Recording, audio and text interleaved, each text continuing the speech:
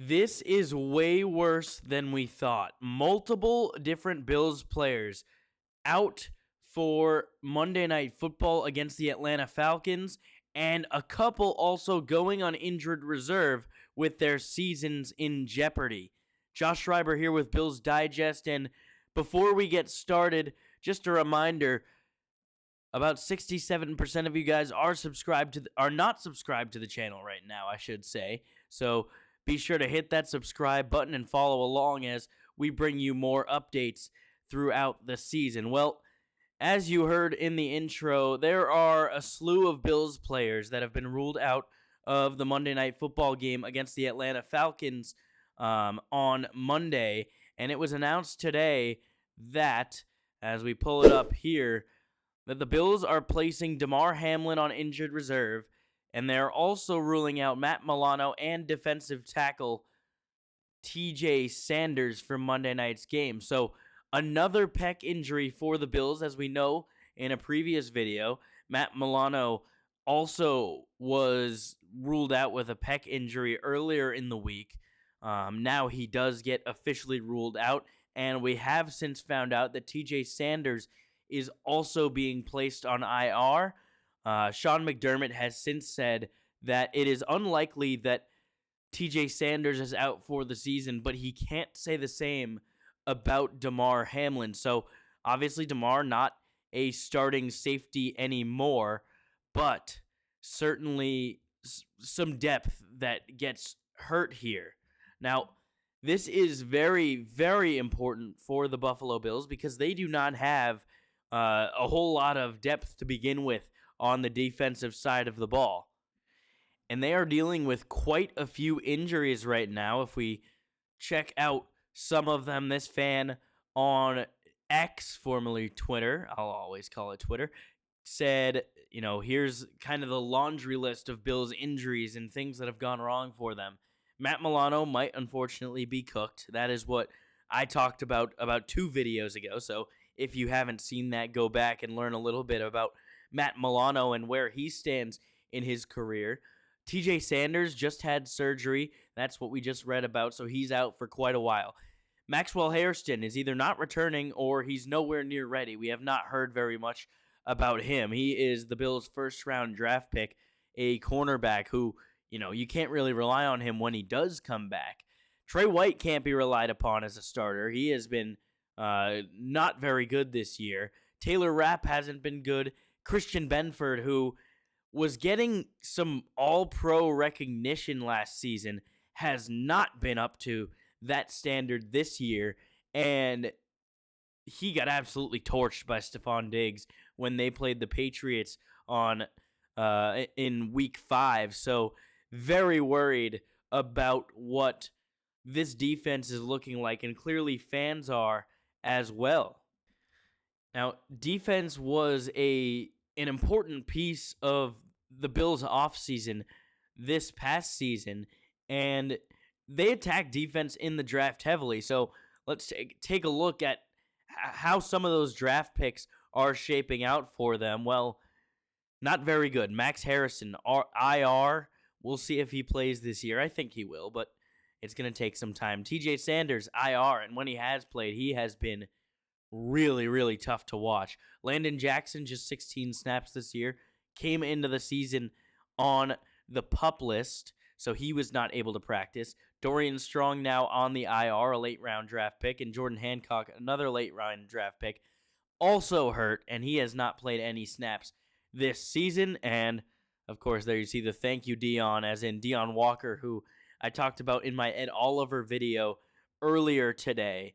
And Dion Walker has really been the only strong part of this defense. So where do the Bills go next here? This is a question that, I can't answer myself because it is very difficult to see a way that they can still pose a strong defense this year. Now, the only bright spot, if you can call it that, is that they do have some players coming back soon in Michael Hoyt and Larry Ogunjobi. Michael Hoyt, an edge rusher, and Larry Ogunjobi, a nose tackle. They have been out the first 6 games with suspensions for performance-enhancing drugs.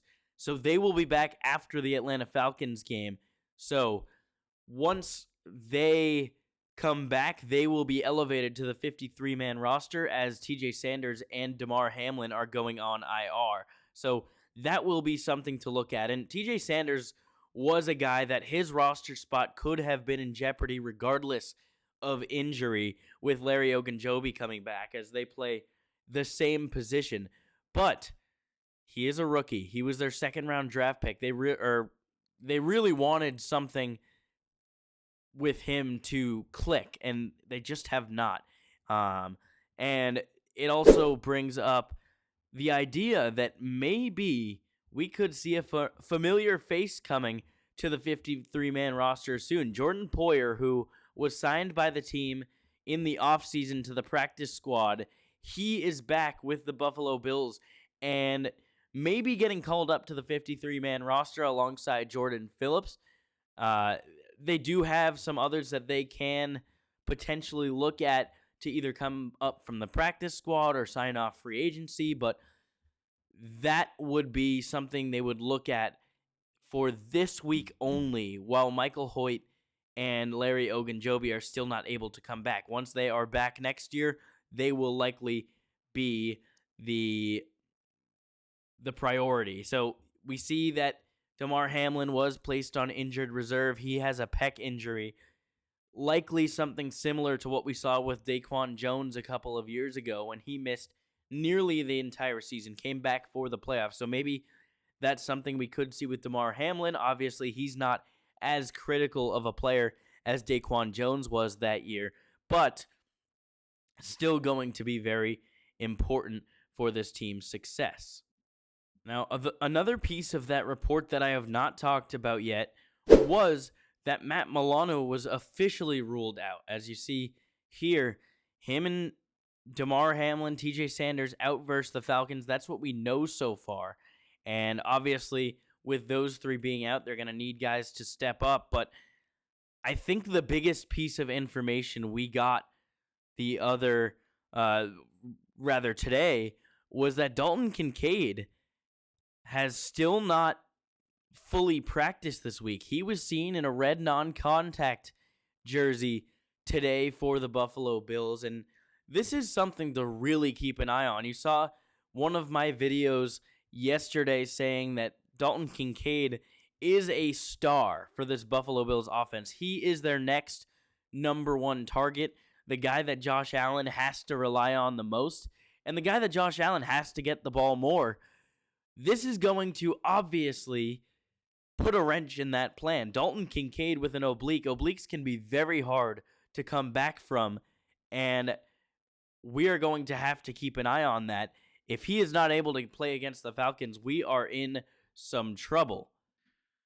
Now, while Kincaid did have a great game against the New England Patriots, 6 catches for 108 yards, as you saw, he did have that oblique injury. He came out kind of limping a little bit at one point in that game. It wasn't really something that people had their eye on all too much, considering they were losing a game to the Patriots. That was kind of all everyone was talking about. But this has massive implications for the rest of the season.